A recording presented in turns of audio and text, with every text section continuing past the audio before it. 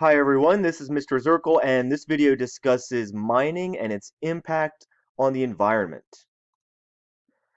Mining, the process of extracting useful minerals from the surface of the earth, has been conducted since prehistoric times, when flint was mined for use as weapons and tools.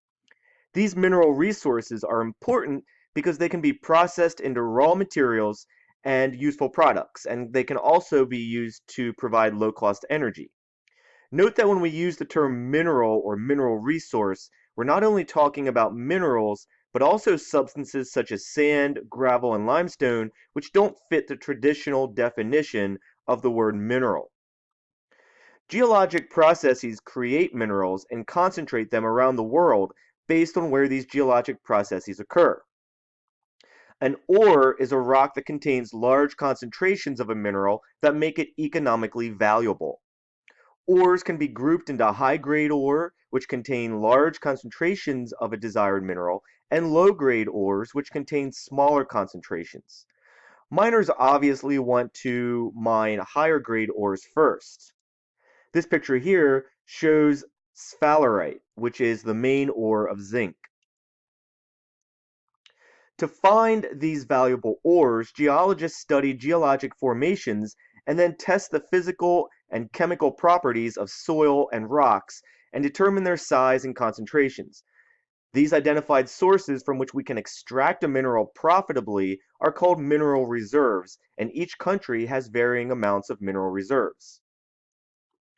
Once the minerals are found, the mining process can begin. The type of mining depends on two things: the location of the ore and the type of mineral resource. There are two general types of mining: surface mining and subsurface or deep mining. Surface mining is the removal of large portions of soil and rock, called overburden, in order to access the ore underneath. Overburden is deposited in piles of waste called spoils. One type of surface mining used when the ore is near the surface is open pit mining. Open pit mines are large holes dug into the ground. The holes are dug so that the walls are at an angle and stepped, which helps prevent rock falls. Open pit mines that are used to mine sand, gravel, and limestone are often called quarries. A second type of surface mining, called strip mining, is done when the ore, usually coal or lignite, occurs in a seam. Long strips of overburden, which overlie the seam, are removed. Occasionally, to mine a seam of coal, a company will perform mountaintop mining, where they use explosives to completely expose the top of a mountain. This essentially blows off the top of the mountain, and as you can imagine, it's extremely devastating to the mountaintop ecosystem.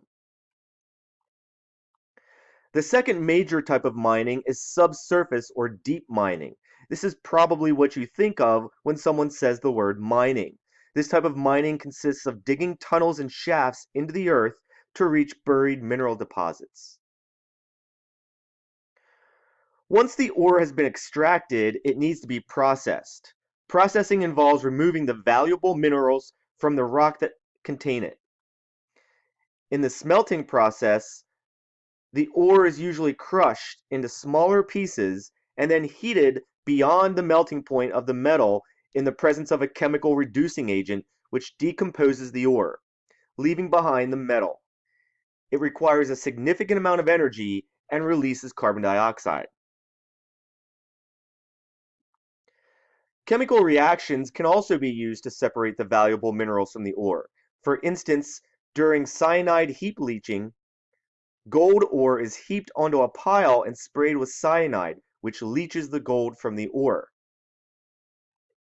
The materials left over after the mineral has been separated from the ore are called tailings and usually consist of fine particles which are then stored in a tailing pond. There are a number of environmental problems associated with surface mining. First and foremost, it degrades topsoil and leaves large plots of land susceptible to erosion. Also, the tailings contain lead and mercury, which can leach into rivers and streams. Processing ore can also cause fine particles of lead, zinc, and arsenic to become airborne. It's interesting to note that the mining industry produces more toxic emissions than any other industry in the United States. Finally, acid mine drainage is also a huge concern.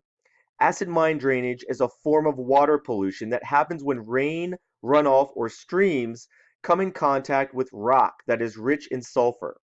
As a result, the water becomes very acidic and damages downstream aquatic ecosystems.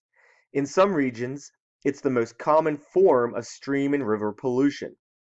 Sulfur-bearing rock, especially one type of mineral called pyrite, is routinely fractured or crushed during coal mining operations and accumulated in piles of mine tailings.